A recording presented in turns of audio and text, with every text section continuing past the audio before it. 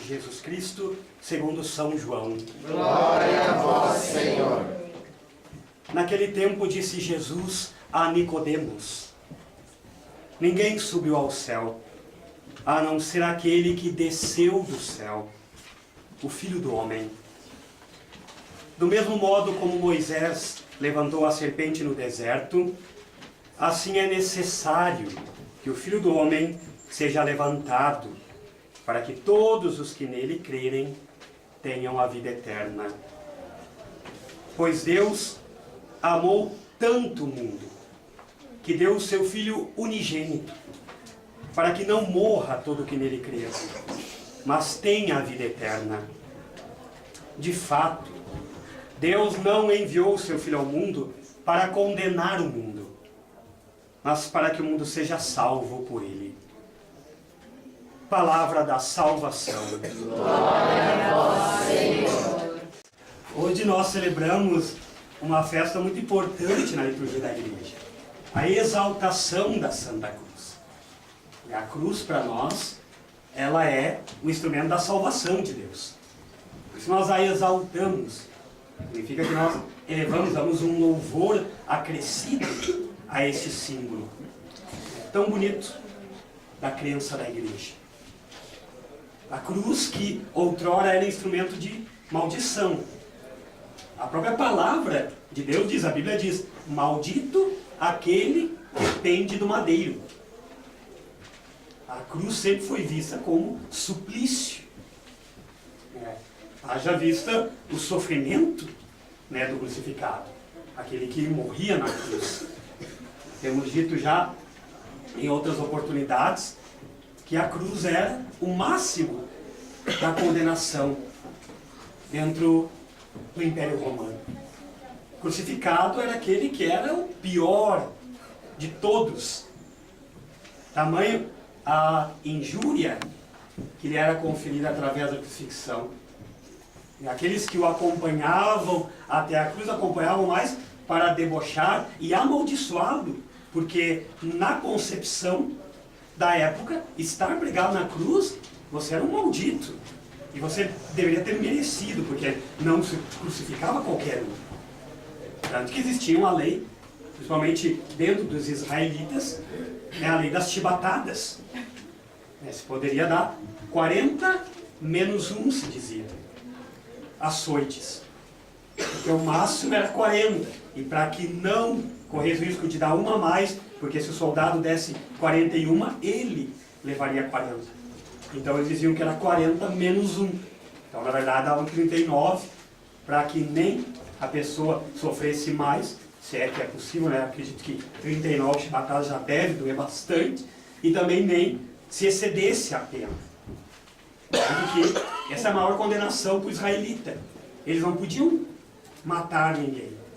Lembremos que quando Jesus vai a Pôncio Pilatos ser condenado, e ele entrega Jesus aos açoites para satisfazer o povo, eles dizem: não, mas a nossa lei, Jesus condenar, e vocês, ele mesmo, vocês mesmos. Aí diz: não, mas nós não podemos condenar ninguém à morte. Então eles apelam ao direito romano, que permitia a morte. E ainda gritam: crucificam. Ou seja, deem para este homem que diz ser Deus a pior condenação que possa existir. E aí nós conhecemos a história. Jesus vai até o Gólgota, lá abre seus braços e assim estende a sua salvação para o mundo inteiro e lá nos salva, justamente na cruz. São Paulo vai vir a dizer que a cruz é escândalo para os judeus e loucura para os pagãos. Para a filosofia grega, os pagãos considerados da época, primeiro Deus não se encarna, não vira homem, Deus é Deus. E depois, como pode Deus morrer? Então é uma loucura entrar na cabeça da sabedoria deste mundo o gesto de amor que Cristo cumpriu. E para o judeu é sem dúvida um escândalo. Como pode Deus, 3 vezes santo, judeus, para usar o superlativo, eles não tinham esse sufixo que nós temos, o íssimo, ou a íssima. Eles não diziam santíssimo, eles diziam santo santo, santo. O Deus 3 vezes santo. Esse era o Deus de Israel. O Deus que falou na sarça ardente, que abriu o mar vermelho, que levou Elias numa carruagem de fogo, que esteve sempre acompanhando o seu povo, o Senhor, Rei dos Exércitos, chamava. Como pode esse Deus morrer na cruz ainda? Então, a cruz se tornou escândalo para os judeus, loucura para a sabedoria humana. Mas de São Paulo, para aqueles que creem, ela é salvação, é vida eterna. E nós cremos, para que os que creem tenham a vida eterna, diz João. Nós cremos no crucificado. Nós cremos nesse Senhor que foi elevado da terra, do mesmo modo como Moisés elevou a serpente no deserto. A história da serpente no deserto nós conhecemos, acabamos de ouvir no livro dos Números. O povo se rebela contra Deus, ultraja ele a Moisés, reclama, inclusive de que tinha sido liberto, né? Já estamos cansados, reclama do maná, que é o alimento que Deus tinha dado. Já estamos com nojo, diz o povo, desse alimento miserável. E aí Deus envia serpentes. As serpentes vão lá e mordem os israelitas. A serpente, símbolo do mal, né? Lembremos que já na história da criação, a serpente já é colocada como figura do mal. É a serpente que seduz o ser humano. Agora são as serpentes que o matam. E aí o povo cai em si, né? Pede perdão e suplica a Moisés. E Deus manda Moisés fazer um símbolo. Pegar o bronze, fazer uma serpente de bronze e colocar numa haste. Colocar no meio do acampamento. Aí todo mundo que era picado antes de morrer, né? Na época, né, não existia remédio para isso. Morria com certeza, ainda mais no deserto, onde até a água é muito escassa. Bastava olhar para a serpente de bronze e ficava curado. A serpente, na haste, se tornou o símbolo da cura.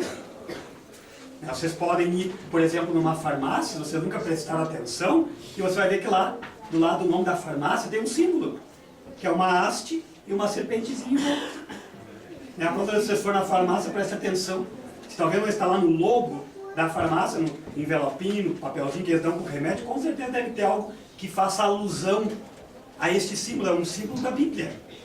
O símbolo da cura do Antigo Testamento. Moisés cravou a serpente na haste, quem olhava ficava curado. Só que aquela cura era para morder a serpente, né? Depois, com certeza, as pessoas voltaram a morrer de outras doenças. De acidente, não sei, de idade, enfim. Morriam. Agora, a salvação que brota da cruz é para a vida eterna.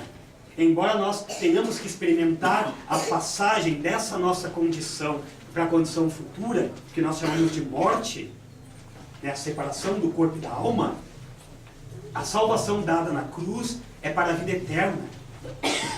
Por isso Cristo foi elevado. É necessário, diz João. Jesus diz a Nicodemos no Evangelho de João. Não é simplesmente bom, talvez conveniente, que, enfim, vai, de certa forma, lembrar o povo lá da serpente, vai mostrar que ele é a realização, também isso. Mas mais, é necessário que o Filho do Homem seja levantado, por quê? Jesus vai dizer mais adiante. Ele diz que quando o Filho do Homem for elevado da terra, atrairá todos para si. Então a salvação que nós acreditamos vem da cruz do Senhor. Por isso nós não devemos negar a cruz, ou querer fugir dela.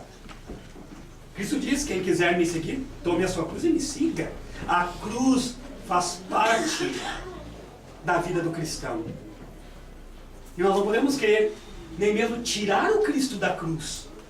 Quem quis tirar o Cristo da cruz eram os soldados, através dos quais o demônio falava, olhavam para Jesus da cruz e diziam: desce daí, se tu é o Filho de Deus, a outros tu salvou, a ti mesmo tu não consegue te salvar. Então nós não temos autorização de tirar o Cristo da cruz. Por isso o símbolo do crucifixo é tão eloquente para nós. Por isso que nós temos em todas as igrejas o crucifixo Por isso que na nossa casa nós temos que ter um crucifixo. E o crucifixo é como o Senhor ali. Senão é só uma cruz. É o que? Um sinal de mais? O crucifixo é o crucifixo porque Cristo está nele. E a cruz só salva porque Cristo está nela. Lembremos que tinham outros 2 crucificados, um de cada lado. E nenhum deles nos salva. É o Cristo que nos salva. Por isso nós exaltamos a Santa Cruz. Por isso nós louvamos esse símbolo. O maior, diga-se de passagem, o maior símbolo da nossa fé.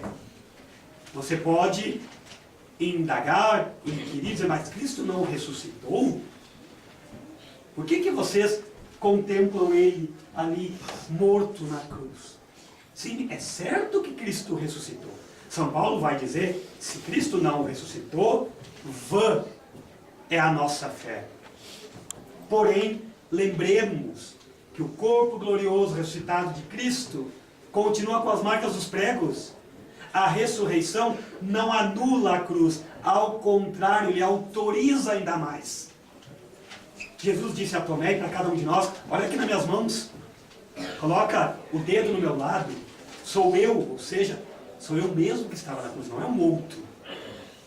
O Cristo glorioso é o mesmo da cruz, que continua nas suas mãos, trazendo o sinal do seu amor, não mais de um simples martírio, de uma condenação infame, mas de um gesto de amor dispensado sobre cada ser humano.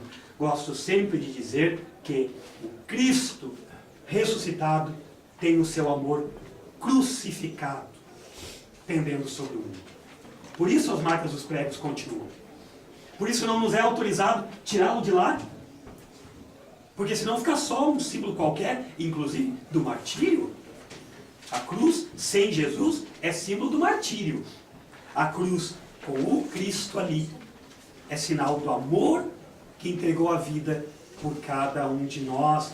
Porque Ele mesmo tinha dito, não existe maior prova de amor do que dar a vida pelos amigos. Por isso Ele deu a vida por nós. Por isso nós exaltamos hoje a Santa Cruz. Por isso nós vamos responder na prece, vitória, tu reinarás. Ó cruz, tu nos salvarás. Então que nós possamos ter lá na nossa casa um crucifixo na parede, ou na nossa escrivaninha, enfim, na mesa. Tem uns que tem uma base, né, que eles ficam de pezinho. Lembrar sempre, não a dor, porque Cristo já superou ela, mas lembrar o amor através do qual Ele nos salvou. Como disse São João hoje, Deus tanto amou o mundo que deu o seu Filho unigênito para que nós tenhamos a vida eterna. Então que a cruz santa de Cristo nos salve sempre. A oração de São Bento já diz, cruz sacra mic lux. A cruz sagrada seja a minha luz. A cruz de Cristo, no momento da morte, quando as trevas envolveram o mundo, desponta uma luz de salvação e que atinge todos aqueles que a Ele se confiam. Que nós possamos então nos confiar a Deus e que possamos continuar unidos como uma comunidade de fé e logo mais festejar a celebração aqui dessa comunidade. Louvado seja nosso Senhor Jesus Cristo. Para sempre seja louvado.